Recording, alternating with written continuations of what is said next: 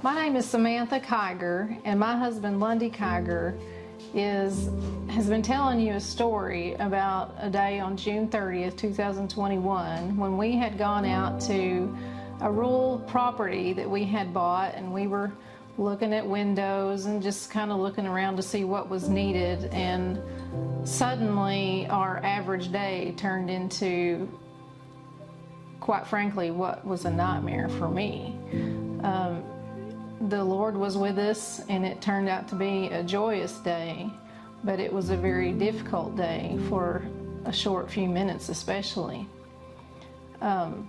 Just out of nowhere, Lundy was stung, and I was on the back side of the house, and I heard him yell, and I never hear him yell, so when he yelled really loud, I knew something was wrong, and I come running. He was already kind of slumped over and holding his cheek, and he said something just out of nowhere just stung me, and he was already complaining of his head pounding and that he was dizzy, and I could already tell that he was beginning to like sweat. And now it was June, but we were out there fairly early, so the morning was nice and kind of a breeze, so it wasn't really hot yet. So I knew immediately that he was starting to have some kind of reaction.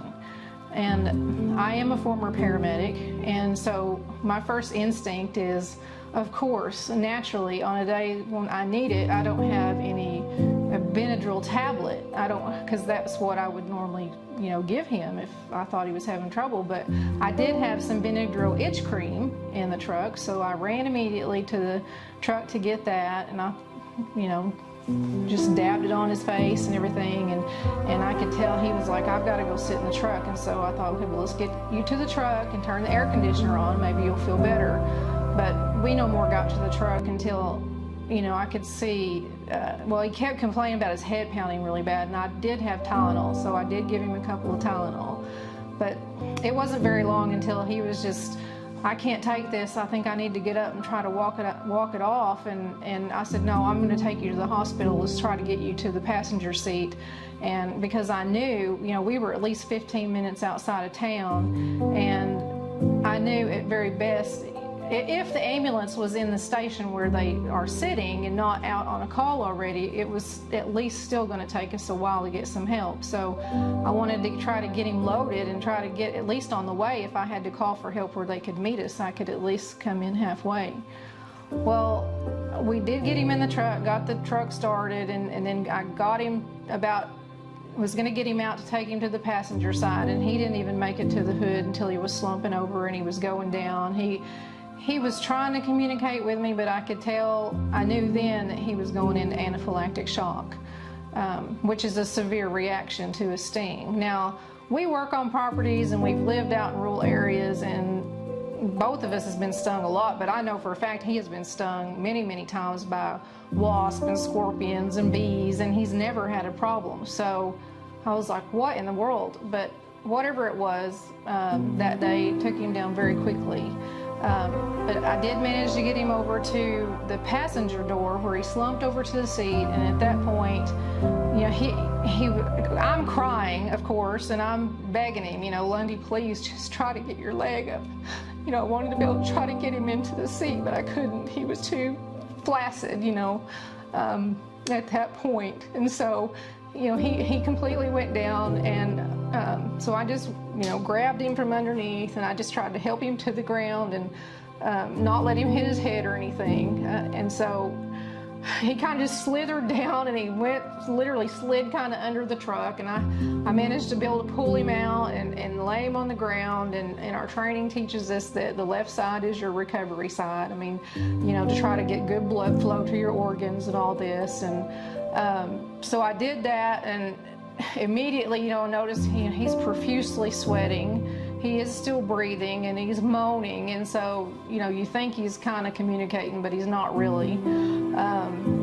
And so I got him down there, I looked down there, and all I see is he's covered in sweat, he's covered in dirt, but now he's covered in ants.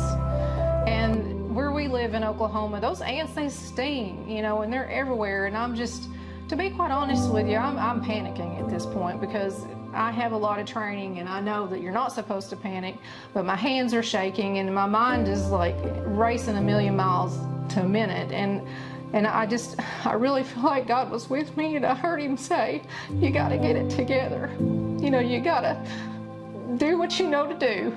And so I said, okay. I couldn't focus on him for just a second because I had to get my phone. And I managed to call 911, and where we're at, the service isn't even great. And so I was scared to death. I couldn't even keep him on the phone. But I did get him to answer, and I told him who I was, and I told him what was happening. And most people that call in don't normally say their name, but I did because I knew that these people would know who I was. And anyway, what they do is they try to pinpoint you. And now that we have GPS, they were able to see the vicinity, at least where we were. And again, the Lord was with us, and it worked out. They were the people that work in that area were at the station, so we didn't have to wait on them to come from the other side of town. They come from where they were at directly out to us. And it took a little bit. 1 minute in a situation like that feels like a lifetime, but here we are, almost 15 minutes outside of town. And so again, I have training, and on a day like that, it's actually a disservice to yourself because you know what's happening. And I can't really do anything without equipment. I mean, I knew what I needed and I knew what he needed, but all I could do is pray. So anyway, I'm on the phone with them, and I'm trying to get the ants off of him. And of course, the lady on the other end, they try to talk to you. They try to say, are they still breathing? Are they still responding? And that sort of thing. And so I'm just talking to her. She's trying to keep me busy. And he is beginning to not respond to me as much. And in my back of my mind, I know he's fixing to go into cardiac arrest. And so I open up the back seat, and I'm just looking for anything that I can fan him, or I can, in my mind, I'm thinking, what can I do? I mean, other than CPR, because I know anaphylactic shock, it means it closes off all your airways, all your arteries, you get no blood flow, you get no oxygen or anything. And I'm like, what am I going to do next? Well, the only thing in the truck that I could get any movement with is, again, we do houses. I had a piece of laminate flooring about that big, and so I'm just fanning him with that thing, trying to create some air, And about that time, she says, I think they're getting close. And I said, yeah, I can hear them. And about that time, she stopped me and she said, Sam, do you recognize my voice? And I said, actually, yes, I do. And she said, don't you think it's really odd that I got to be with you today and, through this when you were with me so many years ago? And what had happened is many years ago, when I was a young paramedic, her husband was having a cardiac arrest. I mean, he was in big time heart attack when I arrived at their house, and I was, blessed to be able to take care of him, and he's still alive today. And through that, it inspired her to become a dispatcher.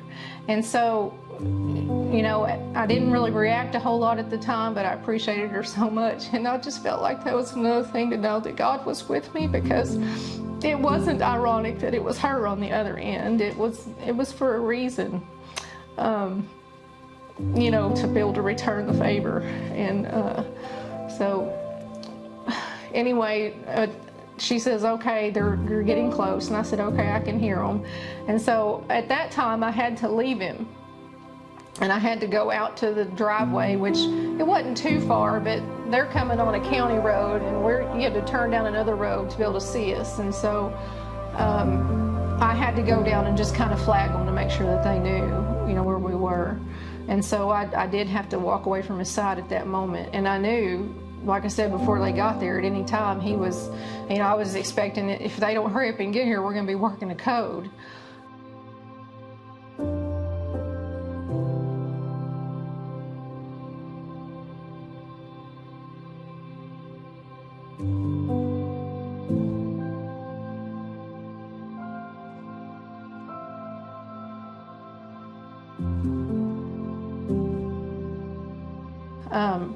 So they get there, and their first, they bring the cot and everything, and he tried to get a blood pressure on Lundy, the paramedic did in the beginning, and he couldn't get a blood pressure. And of course, we all know he's in shock from, you know, being stung.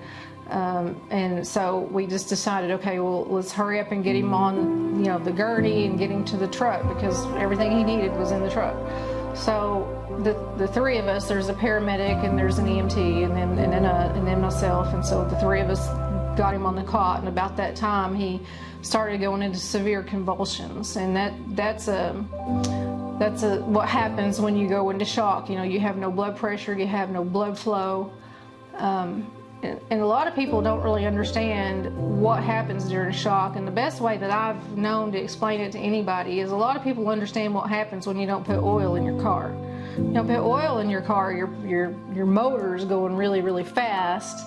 And if there's no oil, then the head breaks on it, you know. And that's the same thing that happens to your heart. When you go into an anaphylactic shock, all of your airways, all of your arteries, they all just immediately swell shut. So you can't get oxygen, not only, you know, to appear to breathe for your brain, but to your heart and to your kidneys. So every organ will suffer and get damaged, and it doesn't take long until your heart will just quit.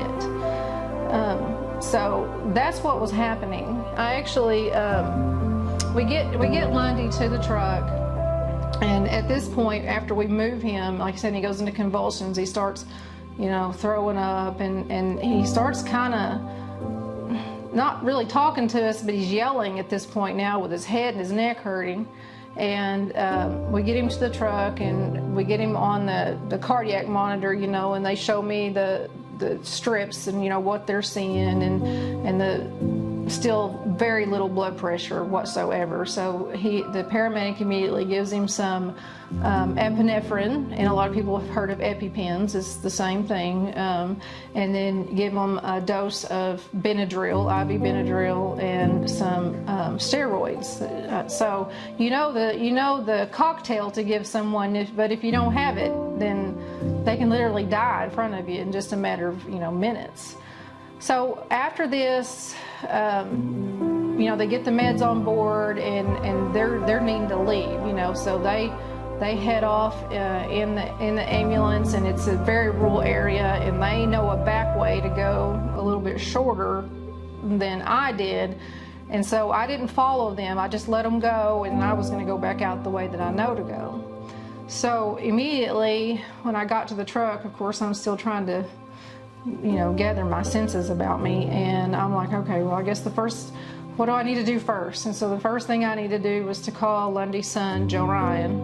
And so I called Joe, and I explained to him what had happened and how bad it was. And, you know, at the time when they pulled away, I felt like, you know, after the meds, that he, you know, it was very, very serious, and I didn't know what was going to happen. But at the time, he was alive, and he was, you know, speaking to us, and I just made him aware that, you know, I don't know what's going to happen from here, but it's bad. So then the next person that I call is our pastor, and I tell him about it. Now, keep in mind, this is in the middle of COVID, so I didn't even know when I got to the ER if they were going to let me in or him in. I didn't know, and he wanted to immediately come up, and I said, no. Just wait, and I'll try to call you, because I don't know if we can get in, you know. I said, the biggest thing is I need you and the church to start praying. So then I tried to call, we've got several kids, so I tried to call the daughter, the oldest daughter, and I didn't get her, so I called the youngest daughter, and I told her what was going on, and it just kind of went from there. Everybody, you know, the biggest thing is we wanted everybody to pray. So I'm on my way to the hospital. I get to the hospital, and